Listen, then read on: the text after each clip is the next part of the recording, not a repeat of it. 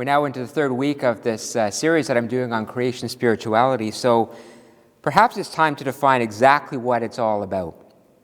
So before I get into the Bible reading and the service or the sermon for this week, let me just share a quote from the first page of Matthew Fox's book, Creation Spirituality.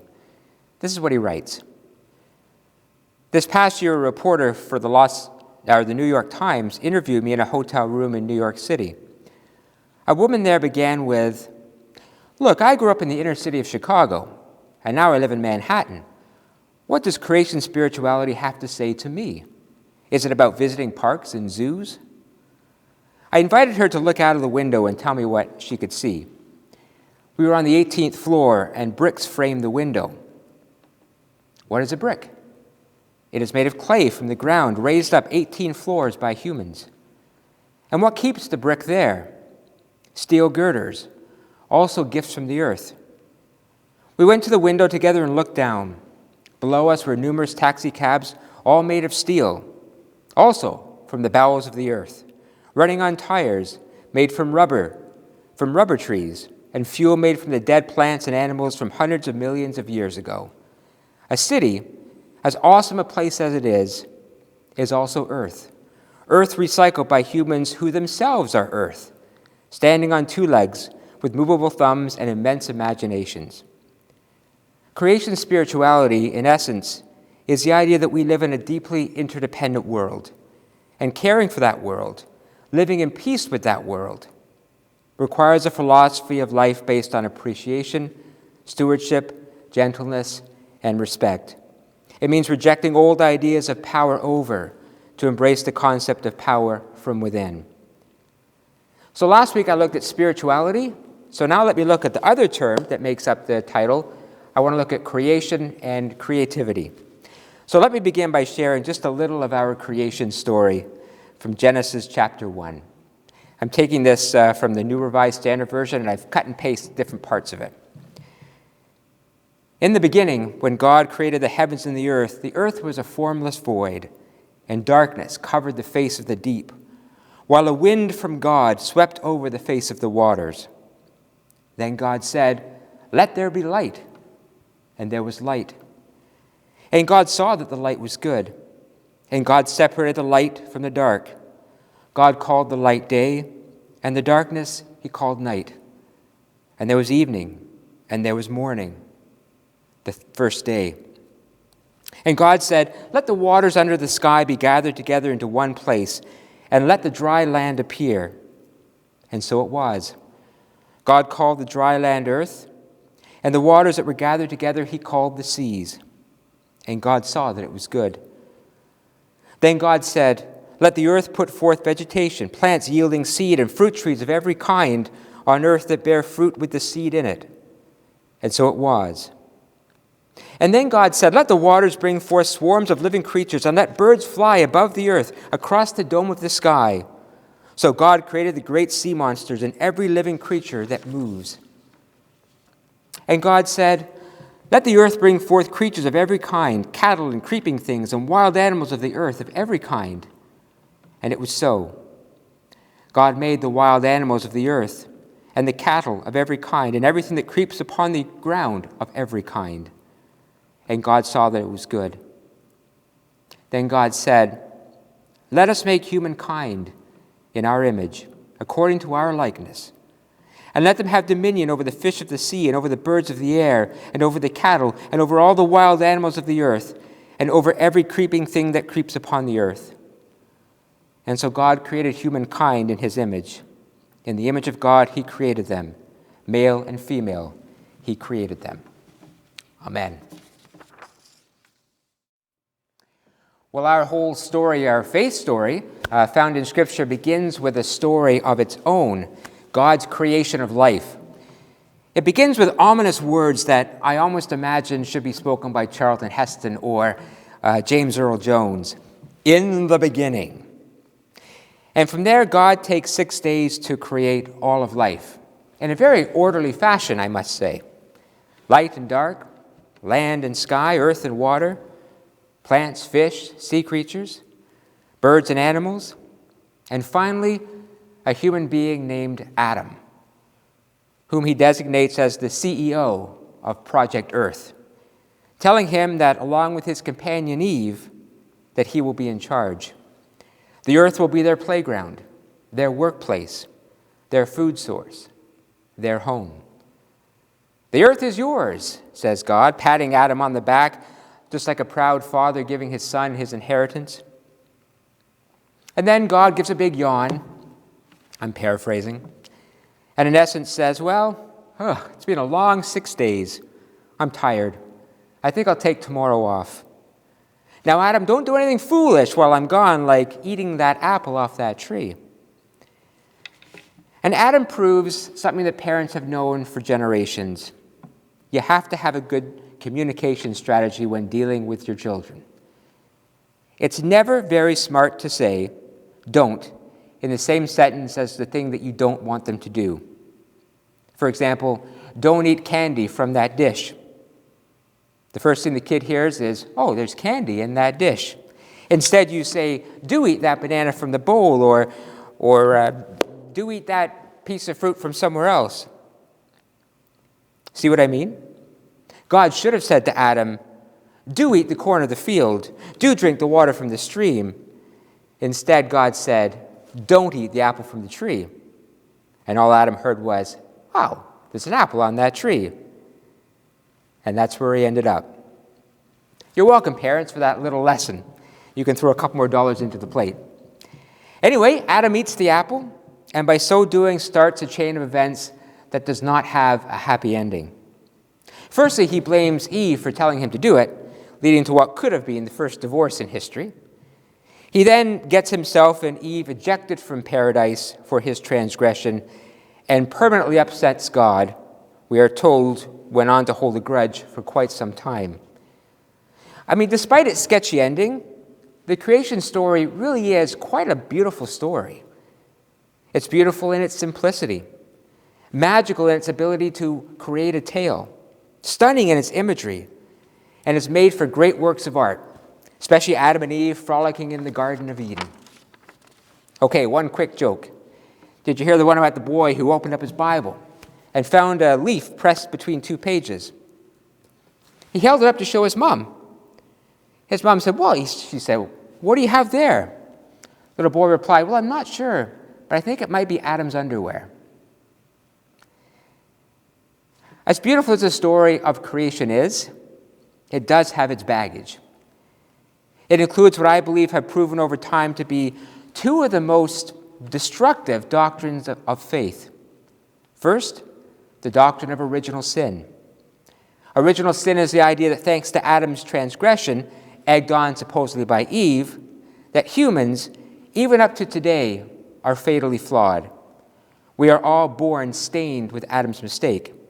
In other words, it suggests that humans are born broken from day one, and thus ultimately can only do broken things and break others. I think one creed calls it the depravity of human life. The second harmful doctrine to come from our creation story, I believe, is the doctrine of dominion. The idea that God gave humans, us, dominion over the earth, the ability to subdue it, to use it simply for our own ends. Think of the havoc those two doctrines have played over history, even today. One, on our mental health. How many people today suffer under the idea that they're never good enough, or that they're somehow fatally flawed, or they cannot overcome their mistakes? We should be telling our children they are beautifully and wonderfully made, glowing with potential, not fatally flawed, in need of fixing, because someone ate an apple a long time ago. Hopefully we are telling our children those positive things. And the other has played havoc on our ecological health. We know that. When you affirm the authority of one species over all the others, you quickly upset the delicate balance that is needed to preserve life. So, could it be time for an upgrade? Think of when that creation story was written. Long before the apple fell on Newton's head, or Galileo peered into the universe. Long before Einstein first scribbled E = mc² onto a blackboard, or Yuri Gagarin catapulted into space. The world has changed. What we know about the world has changed. Think of what we know today about the origins of life, the complexity of star systems, the intricacies of the human beings, or the interconnectedness of the ecosystem. If we wrote the creation story for today, what would it sound like? Well, someone did. Matthew Fox, in his book Creation Spirituality, which I referenced just before the Bible reading, put his creative mind to doing just that, rewriting the creation story in a way that preserves its sense of sacred mystery and yet brings to it the realities of scientific knowledge. So let me share it with you. Like I did last week, instead of looking at me, I'm going to put a picture up on the screen. Unlike last week, I'm not going to ask you to close your eyes because apparently when I did that last week, at least one person fell asleep. That's just what every preacher wants to hear. So let's put a picture up, and I want you to listen to Matthew Fox's modern-day interpretation of the creation story.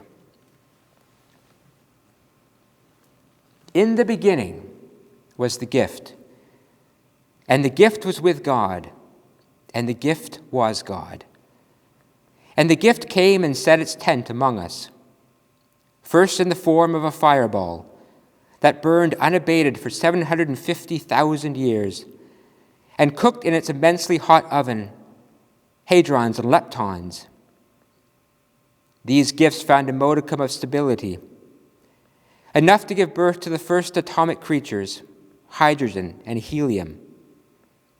A billion years of stewing and stirring, and the gifts of hydrogen and helium birthed galaxies, spinning, whirling, alive galaxies, created trillions of stars, lights in the heavens and cosmic furnaces that made more gifts through violent explosions of supernovas, burning bright with the glow of more than 1 billion stars, gifts upon gifts, gifts birthing gifts, gifts exploding, gifts imploding, gifts of light, gifts of darkness, cosmic gifts and subatomic gifts, all drifting and swirling, being born and dying in some vast secret plan, which was also a gift. One of these supernova gifts exploded in a special manner, sending a unique gift to the universe, which later coming creatures would one day call Earth their home. Its biosphere was also a gift, wrapping it with beauty and dignity and just the right protection from the sun's radiation and from the cosmic cold and eternal night. The gifted planet was set as a jewel in its most exquisite setting. In this case, the exact distance of 100 million miles from its mother star, the sun. New gifts arose, never seen in such forms in the universe. Rocks, oceans, continents, multicellular creatures that moved by their own inner power, and life was born. Gifts that had taken the form of fireball and helium, galaxies and stars, rocks and water, now took the form of life. Life, a new gift to the universe. Flowers of multiple colors and scents, trees standing upright. Forests arose, offering places for all manner of creeping, crawling things, of things that fly and sing, of things that swim and slither, of things that run on 4 legs, and eventually of things that stood and walked on 2 legs, with thumbs that move and make still more creativity, more gift-making possible. The human became a gift, but also a menace. For its powers of creativity were unique in their potential for destruction or for healing. How would humans use these gifts? Which direction would they choose? The earth waited for an answer to these questions and is still waiting, trembling. Teachers were sent, divine incarnations, birthed from the soil, Isis and Hesiod, Buddha and Lao Tzu, Moses and Isaiah, Sarah and Esther, Jesus and Paul, to teach humans the way of compassion, the way of love. And still the earth waited to see if humanity was a gift or a curse, trembling it waits still. What did you think of Matthew Fox's updated creation story? I really like it for a couple of reasons. First of all, it's still a story. Like a story, it preserves the mystery of creation. It celebrates its sacred origins and then intertwines the mystery with human knowledge, wisdom, and ingenuity that we know about life. It doesn't explain away God's mystery, but enhances it with human endeavor. It preserves sacredness while revealing truth. It still invites us to consider the creation with the awe of a philosopher, but also with the knowledge of a scientist. And that's what we should be doing all the time, letting science and theology, fact and mystery, enhance each other, not compete with each other. But secondly, I like it because it gives us a challenge. By not writing the end but leaving the earth trembling, he invites us to consider the rest of the story. Are we gift or are we menace? He puts the future in our hands. To me, this is a much healthier, more empowering way to look at our relationship with the earth and with each other. It's a creation story that I can really get behind. But I'm still very much a person of faith. I like my biblical stories.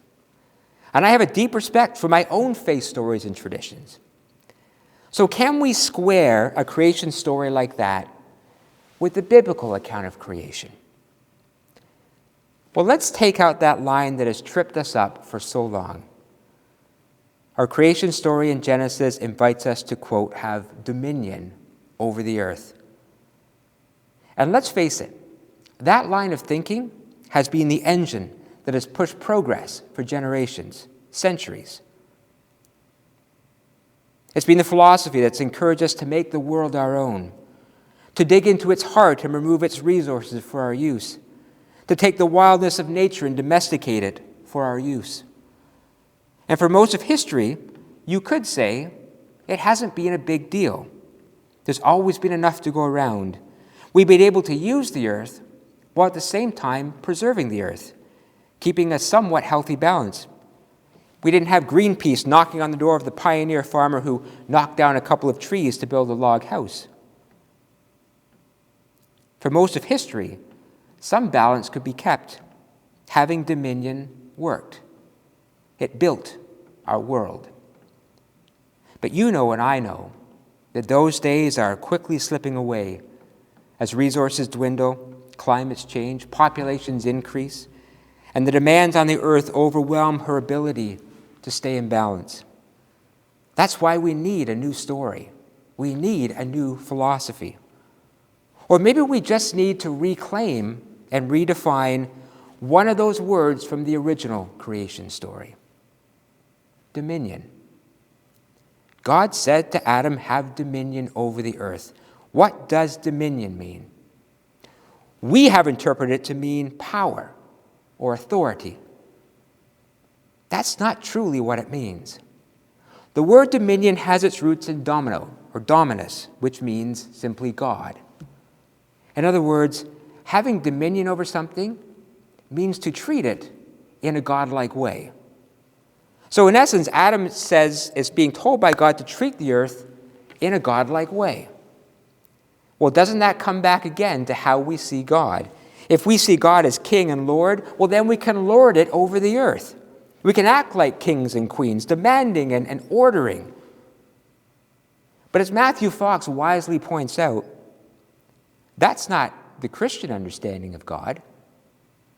Our faith story of God takes us not to a palace, but to a manger. Not to a royal decree, but to a humble birth. Not to power over, but power with. What, therefore, if having dominion over the earth actually means treating the earth not as a birthright, but as a newborn? How do we treat a newborn? With gentleness, compassion, goodness, appreciation, gratitude, and with an eye to wanting the very best for it. Imagine treating the earth as we would a newborn, wanting it to thrive, knowing it needs our deepest compassion and our most tender care, understanding its fragility. The Vietnamese monk Thich Nhat Hanh once said this: "Look at flowers, butterflies, trees, and children with the eyes of compassion. Compassion will change your life and make it wonderful." You know what else that guy said, by the way? And I love this quote. He once said, "Walk on the earth, or walk as if your feet are kissing the earth." It's an interesting way of understanding dominion, and it creates an entirely different paradigm for how we are to live in relationship with the earth. But let's get this down to nuts and bolts. How do we create the behaviors that support this idea? Well, here's where it gets fun, because according to Matthew Fox, at least, we have to engage with our own creativity, awaken within ourselves our own gifts of making instead of taking, adding to instead of removing. It's not enough for us to sit back and bemoan the state of things, but to use what we have to vaccinate the world with creativity, positivity, imagination, and an inspiring energy. Or as one writer put it, nothing will improve until we move from being critics and condemners to being cultivators and creators. So how can we do this? How can we exercise this new kind of dominion over the world? One based on the idea of incarnation rather than power over. One based on birthing, nurturing, compassion, and care. Well, as far as I'm concerned, it comes down to three words I'm going to share with you quickly. Those words are appreciate, create, and restore. Number one, recreate an appreciation for beauty.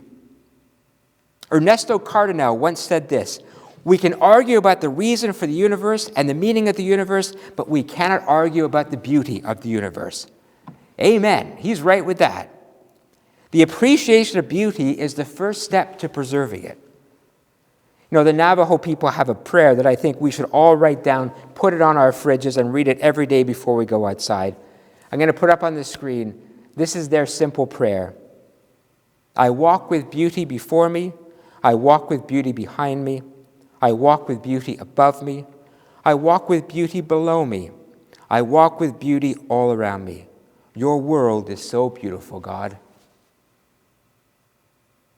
You know, everyone says that spring and summer or fall are the most beautiful times of the year, but I think winter is every bit as beautiful.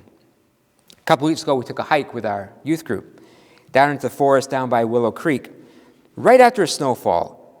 And there was beauty before me, behind me, above me, and all around me.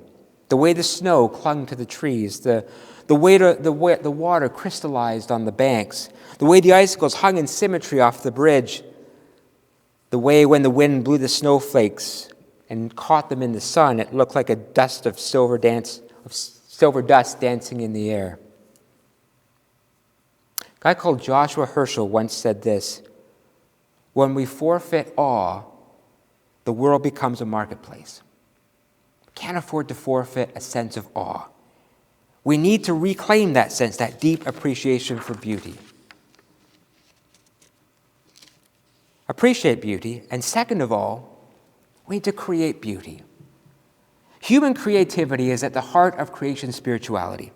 Meister Eckhart once wrote, "Do you know what God does all day? God gives birth, and so therefore all God's people should as well."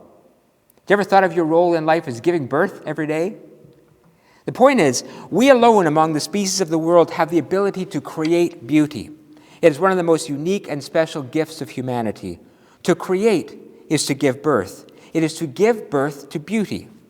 Whether it's words on a page or notes on a piano, whether it's designs on an easel, whether it's putting together fabric or yarn in multicolored patterns, whether it's hooking a rug, creating a puzzle, carving an animal from a piece of wood, we have the ability to be creative. We have opportunities to be a force of creation. That's why I love those pictures that you sent in. You are proving this point. We are a creative species. We need to use that. We have the potential to use it to create wonderful, marvelous things. And it makes a difference. As you know, we lived in Sussex, New Brunswick for 4 years. Hi, everyone out there in Sussex who's listening today. And this is a perfect example. Sussex is known for many great things. Cattle farming, for cheese, for ginger ale. But while we were there, they decided that they wanted to become known for a type of beauty. So they underwent this amazing campaign of artwork. On almost every free wall in Sussex, the most incredible murals were painted. Colorful pictures that told stories and revealed history. It was an act of creativity. It was an act of beauty. It brought joy to that community. Creativity is good for society. It's good for the human soul, too. When we're creative, we unlock something within us. We feel good, and we feel like we've added to the beauty and the goodness of life. Appreciate beauty, create beauty, and finally, restore beauty. As Matthew Fox wrote in his creation story, the earth is trembling, waiting to see what humanity will do next. I mentioned at the beginning of the sermon that there are two doctrines that I didn't like in the creation story. One was this traditional idea of dominion, and the other was the idea of original sin. I say I don't like it because I don't think there's anything to be had in telling someone, even before they've taken their first breath, that you are broken or inadequate. But having said that, what original sin does remind us of is that brokenness is a reality, and it does exist. It's always existed. Our world has fractures. We know that, just as we have fractures. What I love about creation spirituality is that it doesn't deny brokenness or avoid brokenness or attach to brokenness guilt or shame, but it recognizes it as simply part of the fabric of life, and therefore we can bring our own creative energy to fixing and restoring brokenness. That's why it's such a hopeful theology. It tells us to never give up on life, to never give up on each other, and to never give up on our planet. What we've witnessed this past year is what can happen when we work together to fix brokenness. The scientists and leaders of this world came together against a common enemy, and they came up with a solution. My prayer is now that we are so close to a global solution, it doesn't become tainted or even worse, derailed by human brokenness, by greed or competitiveness or nationalism. That would be a shame. But the point is, we have the capacity to fix what is broken when we can all agree that it's broken and when we have a common interest in its restoration. My hope is that one day we will all see the brokenness in creation and find the common ground that we need to find to fix our beautiful world. Imagine if we brought the same collegiality, the same urgency, the same collective will to reversing climate change as we did to fighting COVID. We've proven that we have the creative capacity as a species to fix things. But in the meantime, let's remember that we also have the creative capacity to restore brokenness that is around us. That's the goal of creation spirituality. It's not just about not giving up on the world. It's about not giving up on each other. I was reading again this week about the amazing Japanese art of kintsugi, and I hope I pronounced that right. It's an ancient art form going back hundreds, if not thousands of years. The idea behind this art is that when something is broken, you don't throw it out, but you use your creativity to restore it. You do more than restore it, though. You actually recreate it into something different, something maybe even more beautiful. What they would do is take gold paste, and they would take pieces of broken pottery, put them together using the gold paste. Where there were scars, there's now gold. It uses its flaws to make it into something just as, if not more, beautiful. Creative spirituality is about appreciating creation, but it also invites us to be partners with God in restoring creation, in restoring its beauty, and that starts with restoring it in one another.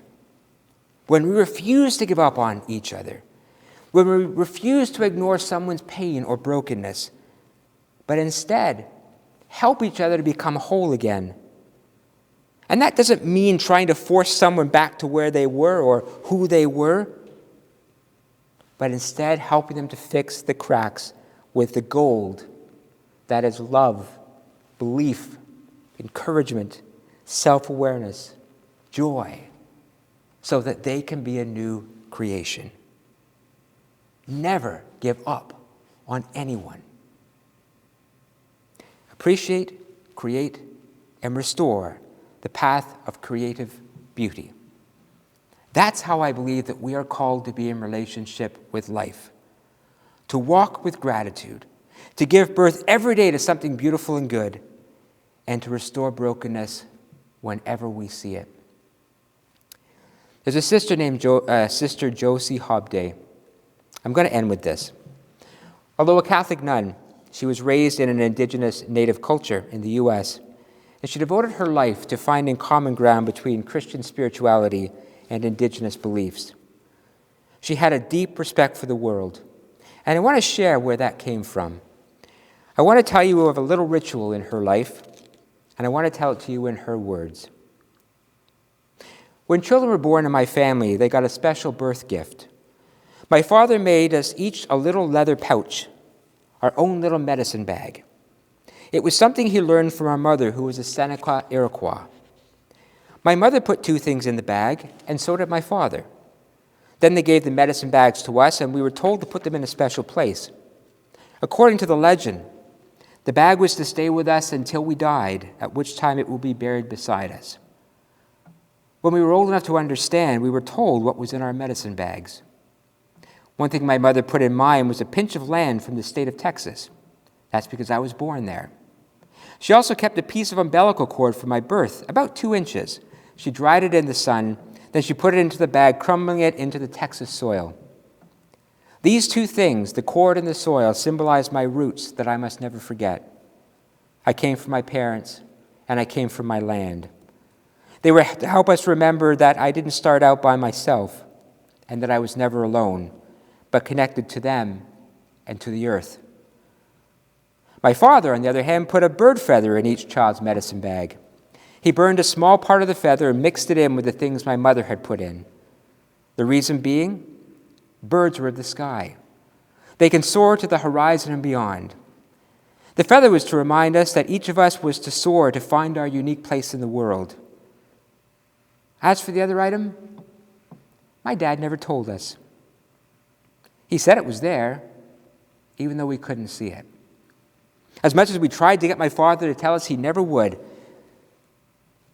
I've spent my life wondering what my father put in that bag. What invisible item that meant something to him? Could it have been love? Or maybe the spirit of courage?